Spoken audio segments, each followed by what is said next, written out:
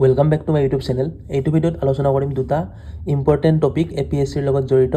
প্ৰথমটো হৈছে APSC exam পাছ কৰাটো আগতকৈ বহুত বেছি ইজি হৈছে, দিনক দিনে সহজ হৈ গৈ আছে। আৰু দ্বিতীয়টো APSC 2024ৰ এক্সাম পেটাৰ্ণ, নতুন এক্সাম পেটাৰ্ণটো আগতকৈ চেঞ্জ হৈছে। এই এক্সাম পেটাৰ্ণটোৰ বিষয়ে আলোচনা কৰিম, ভিডিঅ'টো শেষলৈকে চাই থাকিব। প্ৰথমতে APSC এক্সাম পাছ কৰাটো আগতকৈ কি কাৰণত সহজ হৈছে, এই কাৰণবিলাক যদি আমি চাওঁ, প্ৰথমতে চাই লওঁ টপিকবিলাক মেইন তাৰপিছত আমি এক্সপ্লেইন কৰিম। প্ৰথমতে question paper decrease, question paper আগতকৈ বহুত কমি গৈছে। আমি যদি আগৰ এক্সামবিলাকৰ কথা কওঁ, আমাৰ টোটেল মাৰ্কছ আমি যিমান নম্বৰৰ এক্সাম দিব লাগিছিল আগতে, এতিয়া ইমান নম্বৰৰ এক্সাম দিব নালাগে। ঠিক আছে, টোটেল মাৰ্কছো কমি গৈছে। লগতে ইণ্টাৰভিউত আগতে যিমান আমি প্ৰেছাৰ লৈছিলোঁ, এতিয়া ইমান প্ৰেছাৰ ল'ব নালাগে, কাৰণ 95 নম্বৰ আগতকৈ ইণ্টাৰভিউৰ মাৰ্কছ কমি গৈছে। আগতে আছিল 275, এতিয়া কিমান হৈছে 180 অনলি। ঠিক আছে, আগতে যদি আমি 120 বা 100ৰ আশে পাশে পালে ইণ্টাৰভিউত পাছ কৰিছিলোঁ, এতিয়া এইবাৰৰ পৰা আমি 180ৰে ইণ্টাৰভিউ দিব লাগিব। সেই হিচাপে আমি এতিয়া 60 বা 70 এইখিনিমান নম্বৰ আমি ইণ্টাৰভিউত পালে আমি এক্সামটো ধুনীয়াকৈ পাছ কৰি আমি নিজৰ নামটো লিষ্টত আনিব পাৰিম। ঠিক আছে, এতিয়া সকলোখিনি নিৰ্ভৰ কৰিব আপোনাৰ ৰিটেন এক্সাম মানে মেইন এক্সামৰ ওপৰত। আগতে আমি সকলোখিনি বেছি ধ্যান দিব লাগিছিল, এতিয়া সেইখিনি বস্তুৱে চাম। আৰু এটা ভাল হৈছে, আজিকালি প্ৰত্যেক বছৰে এক্সাম হ'ব ধৰিছে। ঠিক আছে, আগতে এক্সাম প্ৰত্যেক বছৰে হোৱা নাছিল, কেতিয়াবা 2 বছৰৰ মূৰত, কেতিয়াবা 3 বছৰৰ মূৰত এনেকৈ হৈছিল। এইটো এটা কাৰণ। তাৰপিছত কুৱেশ্যন পেপাৰ এইবাৰ অসমীয়াত হোৱাৰো সম্ভাৱনা আছে। যিসকলে ইংলিছত অলপ টান পায় তেওঁলোকৰ কাৰণেও এতিয়া সুবিধা হ'ব।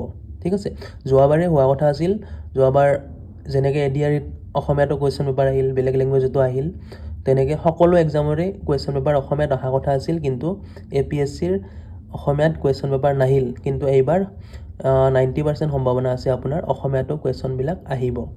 ঠিক আছে, অসমীয়াততো লিখিব পাৰিয়ে, এইটো সকলোৱে জানে। এতিয়া যদি এটা এটাকৈ আমি চাওঁ কি আগতকৈ চেঞ্জ হ'ল, কুৱেশ্যন পেপাৰ কেনেকৈ ডিক্ৰিজ হ'ল, আমি যদি চাওঁ 2020ৰ APSCৰ কথা, 2020ত কেনেকুৱা আছিল, প্ৰিলিমছত সমানেই আছে, প্ৰিলিমছত দুখনকৈ পেপাৰে আছে, 2020তো 2022তো, এতিয়া 2024তো প্ৰিলিমছত দুখনকৈ পেপাৰ। ঠিক আছে, কিন্তু মেইনছত আৰু কিছুমান বস্তু চেঞ্জ হৈ গৈছে। এতিয়া 2020ত আপোনাৰ 8খন পেপাৰ আছিল মেইনছত। ঠিক আছে, 8খন, 6খন আপোনাৰ GS পেপাৰ আৰু essay মিলাই কিনে। ঠিক আছে, লগতে 2খন আৰু অপশ্যনেল পেপাৰো আছিল।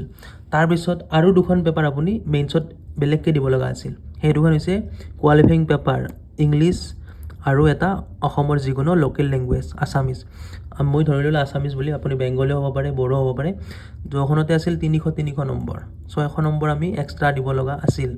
লগতে 2খন অপশ্যনেল পেপাৰ আছিল, তাতে 2খনত মিলি 500 নম্বৰ, 1100 নম্বৰ এতিয়া কমি গৈছে আমাৰ। ঠিক আছে, আৰু কি কমি গৈছে, আগতে ইণ্টাৰভিউত আছিল 275 মাৰ্কছ। ঠিক আছে, এতিয়া ইণ্টাৰভিউত হৈ গ'ল 180 মাৰ্কছ অনলি। আমি আগতে যিমান প্ৰেছাৰ লৈছিলোঁ ইণ্টাৰভিউৰ কাৰণে, এতিয়া সিমান প্ৰেছাৰ ল'ব নালাগে। বহুতে নাৰ্ভাছ হয় ইণ্টাৰভিউৰ কাৰণে, এতিয়া সিমান নাৰ্ভাছ হ'ব লগা কাৰণ নাই। এতিয়া যদি আপুনি মেইনছত বহুত বেছি ভালকৈ লিখি আহে, তেতিয়াহ'লে আপোনাৰ চিলেকশ্যন নিশ্চিত। ঠিক আছে, এতিয়া আপুনি বেষ্ট সময়ত আছে APSCৰ কাৰণে, APSC এক্সাম দিয়াৰ কাৰণে বেষ্ট টাইমত আছে এতিয়া বৰ্তমান। ইণ্টাৰভিউত বহিব বহুতে নাৰ্ভাছ ফিল কৰিছিল আগতে, এতিয়া এইটো নাৰ্ভাছ ইমান ফিল কৰিব নালাগে, কাৰণ আপুনি যদি মেইনছ এক্সাম ধুনীয়াকৈ দিয়ে, তেতিয়াহ'লে আপুনি পাছ কৰি যাব। ঠিক আছে, এতিয়া কেৱল লিখক ভালকৈ আৰু অফিচাৰ বনক। আগতে কিছুমানৰ ভয় হৈছিলে, যি 2খন কোৱালিফাইং পেপাৰ মেইনছৰে ভাগ, মেইনছত ইমান ধুনীয়াকৈ লিখি আহিলোঁ, যদি অসমীয়া আৰু ইংলিছ এই 300 নম্বৰত আমি যদি কিবা কাৰণত ফেইল কৰি যাওঁ, এই 2খন কোৱালিফাইং পেপাৰ ইয়াতে ফেইল কৰিলে আপুনি আৰু নতুনকৈ অহা বছৰ এক্সাম দিব লাগিব, মানে ফেইল কৰিব আপুনি। ঠিক আছে, কিছুমানে ভয় কৰি আছিল অসমীয়াত যদি ফেইল কৰি যাওঁ গোটেই বছৰটো এনে যাব, কিছুমানে ভয় কৰি আছিল ইংলিছ টান পাওঁ, 300 নম্বৰৰ এক্সাম কেনেকৈ দিম। ঠিক আছে, এই 2খন পেপাৰ গুচি গ'ল। তাৰপিছত 2খন অপশ্যনেল পেপাৰ আছিল, এই 2খনত আৰু বহুত হেডেক। আৰু এই 2খন অপশ্যনেল পেপাৰত এটা ছাবজেক্টৰ পৰা ল'ব লগা আছিল, আৰু ছাবজেক্টটোৰ বহুত টান কুৱেশ্যন সোধা আছিল, যিহেতু আপোনাক বাচিব দিয়া হৈছিল অপশ্যনেলটো। এতিয়া সেইটো বস্তু গুচি গৈছে, আপোনাৰ 3-4 মাহৰ প্ৰিপাৰেশ্যন আপুনি নকৰিলেও হয়। লগতে এই দুটা কমি গ'লেই গ'ল। এতিয়া ইণ্টাৰভিউতো আপোনাৰ 95 মাৰ্কছ কমি গৈছে। এই সকলোখিনি চাই আমি ক'ব পাৰোঁ যে APSC এক্সাম আগৰ তুলনাত বহুত বেছি ইজি হৈছে। এতিয়া আপুনি মেইনছত ধুনীয়াকৈ লিখক আৰু চাকৰি পাওক, এনেকুৱা হৈছে।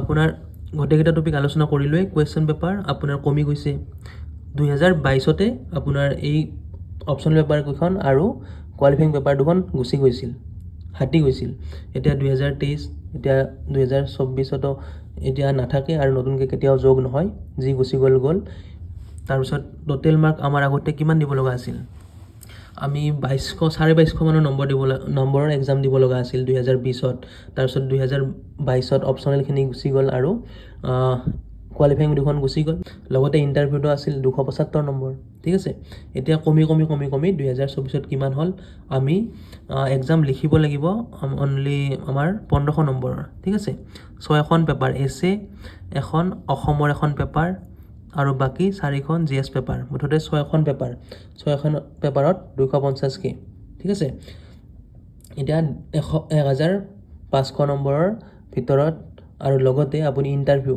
180ৰ ভিতৰত কিমান পায় তাৰ ওপৰত নিৰ্ভৰ কৰিব আপোনাৰ ৰিজাল্ট ঠিক আছে ইণ্টাৰভিউত মই কৈয়ে দিলোঁ এতিয়া আপোনাৰ 60ৰ পৰা 70ৰ ভিতৰত পালে আপুনি পাছ কৰি যাব এক্সামটো আৰু আপোনাৰ প্ৰিলিমছ এক্সামটো এইটো থাকিবই আৰু অহাবাৰৰ পৰা এটা চান্স আছে যে CSET পেপাৰখনো আপোনাৰ গুচি যাব পাৰে প্ৰিলিমছৰ তেতিয়াহ'লেতো আৰু কথাই নাই APSC এক্সাম বহুত বেছি ইজি হৈ যাব অহাবাৰৰ পৰা আৰু কুৱেশ্যন পেপাৰ এইবাৰ অসমীয়াত অহা একদম সম্ভাৱনা আছে ঠিক আছে চাওঁ কি হয় তাৰপিছত আমি যদি চাওঁ নেক্সট 2025ৰ APSC আমি কি এক্সপেক্ট কৰিব পাৰোঁ আমাৰ ভালৰ কাৰণে CSET পেপাৰখন যিখন APSC প্ৰিলিমছৰ দ্বিতীয় পেপাৰখন এইখন ৰিমুভ হ'ব পাৰে এইখন গুচাই দিব পাৰে ঠিক আছে তেতিয়া আমাৰ বহুত ভাল হৈ যাব তাৰপিছত কুৱেশ্যনবিলাকতো অসমীয়াত আহিব বুলি এইবাৰে ভাবিছোঁ কিন্তু নাহিলেও 2025ৰ পৰা একদম সম্ভাৱনা আছে ঠিক আছে আৰু ইণ্টাৰভিউৰ মাৰ্ক যদি আৰু আমাৰ কমি যায় 100 মান যদি কৰি দিয়ে 275ৰ পৰা কিমান কৰিলে এতিয়া 180 যদি আমাৰ 100 মান কৰি দিয়ে তেতিয়াহ'লে আৰু টেনশ্যনে নাই আমি